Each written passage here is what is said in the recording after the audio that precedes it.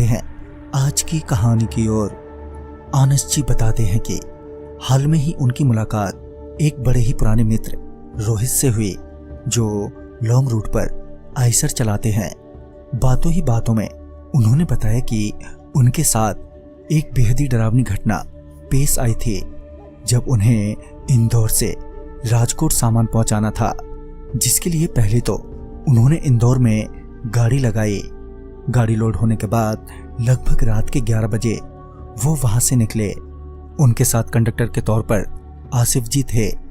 वो कंडक्टर होने के साथ साथ ड्राइव भी कर सकते थे, जिससे रोहित जी का काम थोड़ा आसान हो गया था। वैसे आसिफ जी ने ही गाड़ी स्टार्ट की थी, मगर रोहित जी ने ये बोलते हुए स्टीयरिंग व्हील थाम ली कि यहाँ से मैं निकालता हूँ, क्योंकि रास्ते के बारे में मुझे अच्छे से पता है और आगे हाईवे से तुम चला लेना।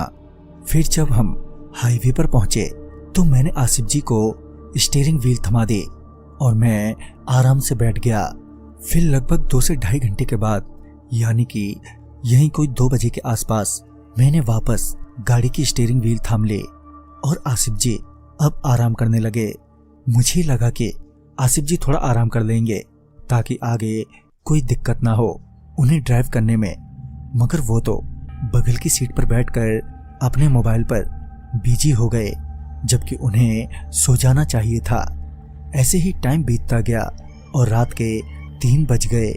तभी मैं आसिफ जी की तरफ देखते हुए बोला, भाई साहब थोड़ा सो जाओ ताकि आगे ड्राइव सही से कर पाओ। मगर आसिफ जी ने रोहित को मुस्कुराते हुए बोला, जब थक जाओ तो बता देना।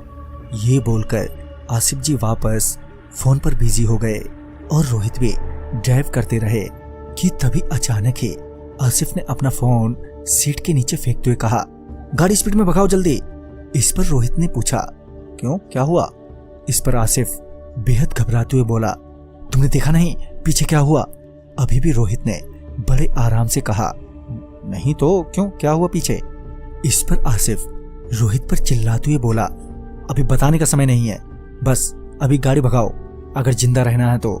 ये सुनने के बाद अब रोहित भी थोड़ा घबरा गया था और घबराते हुए बोला, गाड़ी की स्पीड तेज करने पर गाड़ी संभालना मुश्किल हो जाएगा, क्योंकि गाड़ी तो पहले से ही हाई स्पीड पर है। मगर आसिफ के बार बार कहने पर रोहित ने थोड़ी और स्पीड बढ़ा दी। अभी उन्होंने लगभग 5 किलोमीटर का सफर और तय किया ही था कि अचानक से उनके सामने के शीशे पर एक खून से लथपथ बॉडी आकर गिरी, जिसकी वजह से पूरा शीशा खूनम खून हो गया। और इसी के साथ रोहित को यह भी एहसास हो गया कि मामला बहुत ही गंभीर है। रोहित बढ़ी हुई सांसों के साथ गाड़ी की स्पीड और बढ़ा देता है और कुछ दूर जाते ही अचानक ही गाड़ी से बहुत सारी चीजें टकराने लगती हैं। अब तक रोहित हिम्मत हार चुका था। रोहित रोते हुए आसिफ से बोला, अब क्या होगा भाई? इस पर आसिफ बोला, अभी तो सिर्फ गाड़ी चलाते रहो और कुछ मत सोचो। और फिर रोहित ने अपना पूरा ध्यान गाड़ी चलाने पर लगा दिया, साथ ही गाड़ी की स्पीड मैक्सिमम पर थे। फिर आगे जाने के बाद गाड़ी एक जगह जाकर आराम से रुक गई, मानो किसी ने गाड़ी को पीछे से खींचकर रोका हो। रोहित ने काफी कोशिश की गाड़ी रीस्टार्ट करने की, मगर गाड़ी स्टार्ट ही नहीं हो रही थी। तभी आसिफ ने रोहित को शांत रहने को बोलते हुए गाड़ी के बाहर की ओर इशारा किया।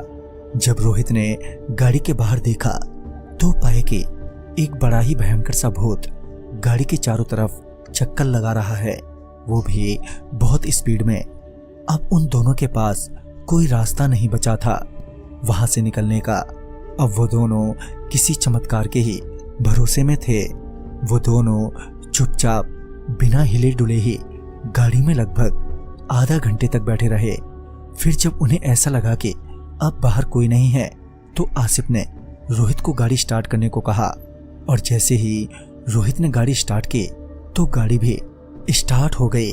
गाड़ी के स्टार्ट होते ही रोहित ने एक बार फिर गाड़ी फुल स्पीड में बढ़ाई और फिर वहां से बहुत दूर एक ढाबे पर जाकर गाड़ी रोक दी, जहां आसिफ ने बताया कि जब वो उस हाईवे से गुजर रहे थे तो वहां एक साइन बोर्ड था जिस पर लिखा था प्रेत बाधित एरिया, गाड़ी की स्पीड बनाए रखें और किसी भी सूरत में गाड़ी ना रोकें। वो साइन बोर्ड पार करते ही मेरी नजर बगल से आते हुए उस भूत पर पड़ी, जिस वजह से मैंने तुरंत ही तुम्हें गाड़ी की स्पीड बढ़ाने को कहा। वहीं ढाबे पर थोड़ी और पूछताछ से ये पता चला कि उस जगह पर बहुत पहले एक परिवार को कुछ गुंडों ने घेर लिया था और उनका सब कुछ लूट लिया। साथ ही लेडीज के साथ गलत काम करने के बाद उन सबकी बड़ी बेरहमी से हत्या कर दी। हालांकि उस वक्त वहां से गुजरने वाले बहुत से लोगों ने ये सब अपनी आंखों से देखा, मगर किसी ने भी सामने आकर उनकी मदद नहीं की और ना ही पीछे रहकर पुलिस वालों को खबर की, जिसके चलते उनकी भटकती हुई आत्माएं अब सभी के साथ बेरुखी से पेश आती हैं। तो दोस्तों, इस कहानी में बस इतना ही।